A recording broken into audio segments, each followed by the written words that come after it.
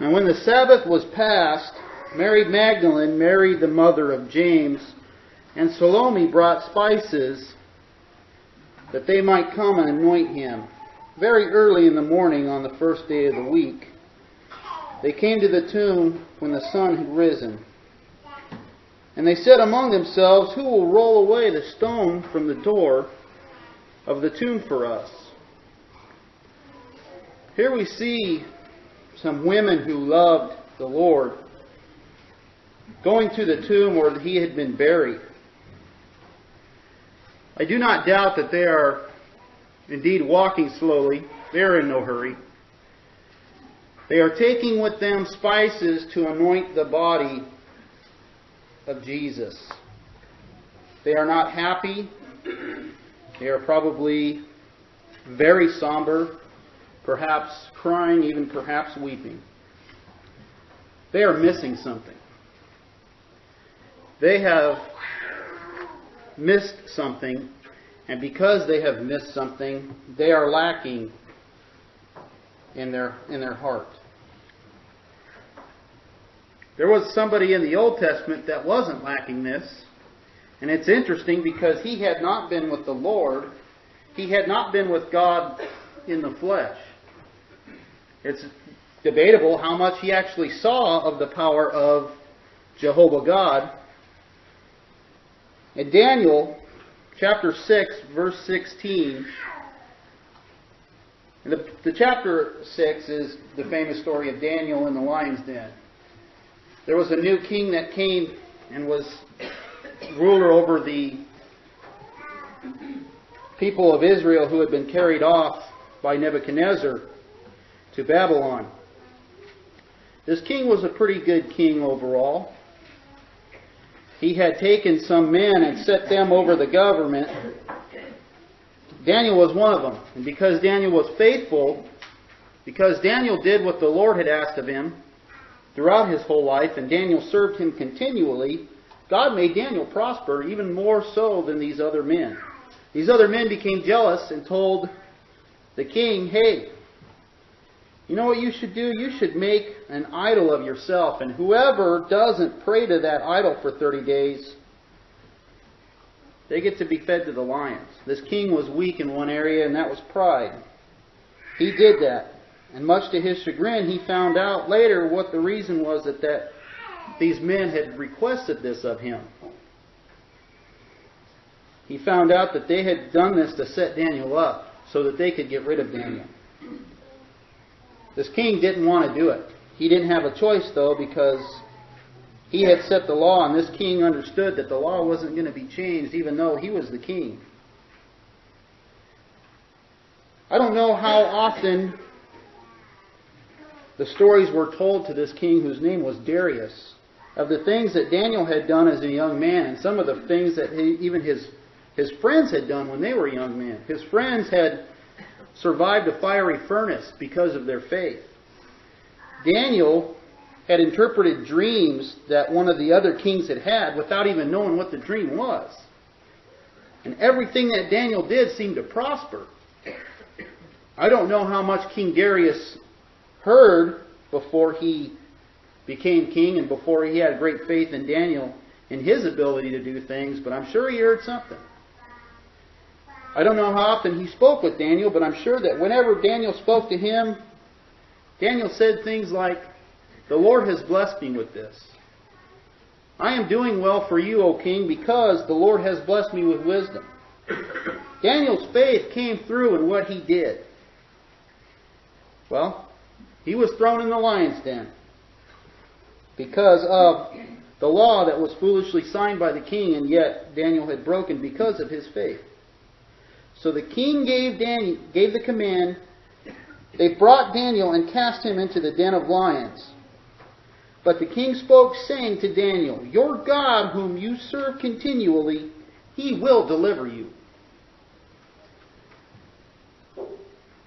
Then the stone was brought and laid on the mouth of the den, and the king sealed it with his own signet ring, and with the signets of his lords, that the purpose concerning Daniel might not be changed.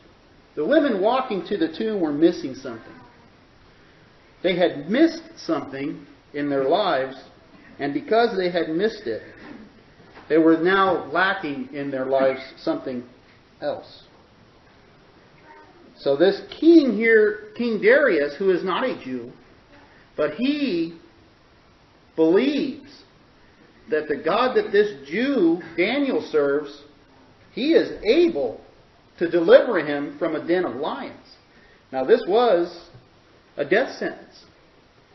But there was a out, so to speak.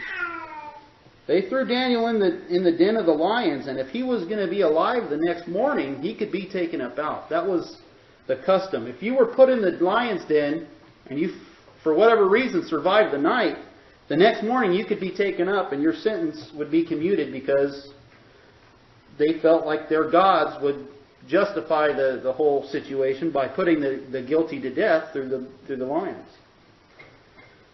That night, Darius has a rough night.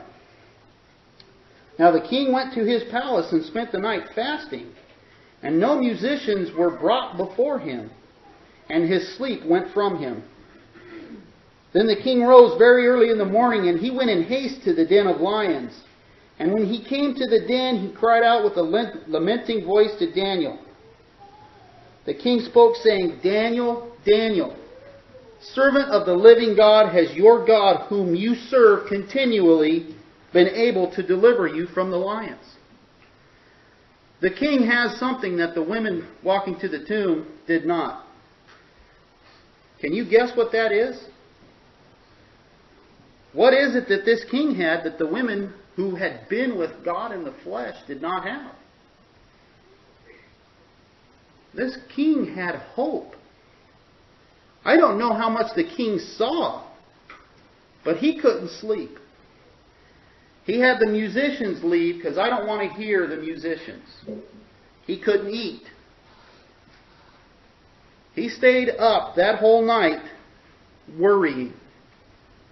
He worried because he believed enough that the God that Daniel served could save him.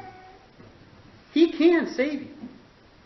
It's a question of, is he willing? Not is he able, is he willing? He is unable to relax that whole night because he is questioning in his mind, will Daniel's God, save him?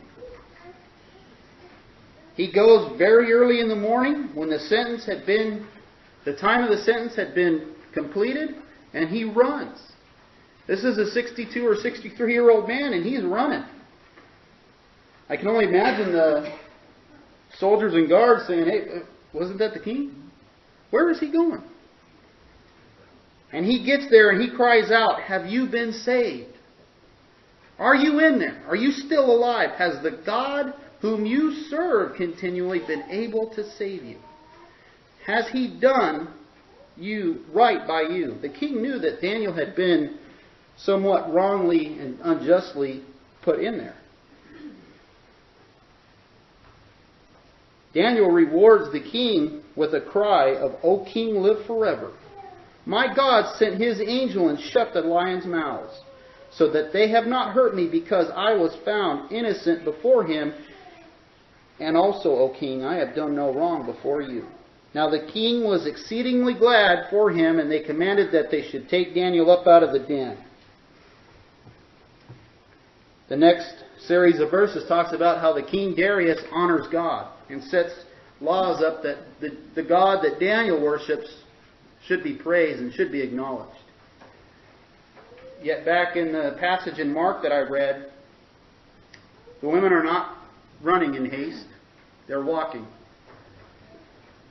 I don't know how well they slept that night, but I don't think that they didn't sleep. Maybe they did fast, I don't know. But they were taking with them spices to anoint the body of the Lord. There was no hope for them. They knew that they were going to a place where a dead body waited for them. They even asked among themselves, who's going to roll the stone away? We're going to have to get in there somehow. These women who had walked with the Lord, who had told them, I will be dead for 3 days and on the third day rise again, they're walking to this tomb. with sadness in their hearts, knowing what they're going to find. They knew. He's going to be in there, we're going to take care of his body, and that'll be the end of it. They didn't have hope. It wasn't in their mind that perhaps the God whom they served would raise him. I just found it interesting that these women whom had spent so much time with the Lord, they had such a different reaction than somebody who was not a Jew, who didn't worship the Lord, but believed enough that he might save this other individual. I've also wondered if later these women felt ashamed. If they had thought later on, I wish we had that over to do again. I wish we could go back and do that again, because I wouldn't walk with my head down and weeping. We would run, like the men Peter and John did just a few minutes after they got back. And they would be with great happiness. The God whom we serve continually, He is able to resurrect us. And He said He would resurrect us. He has given us this opportunity to come and share with Him. Let's think about these things as we commune with one another and with Him.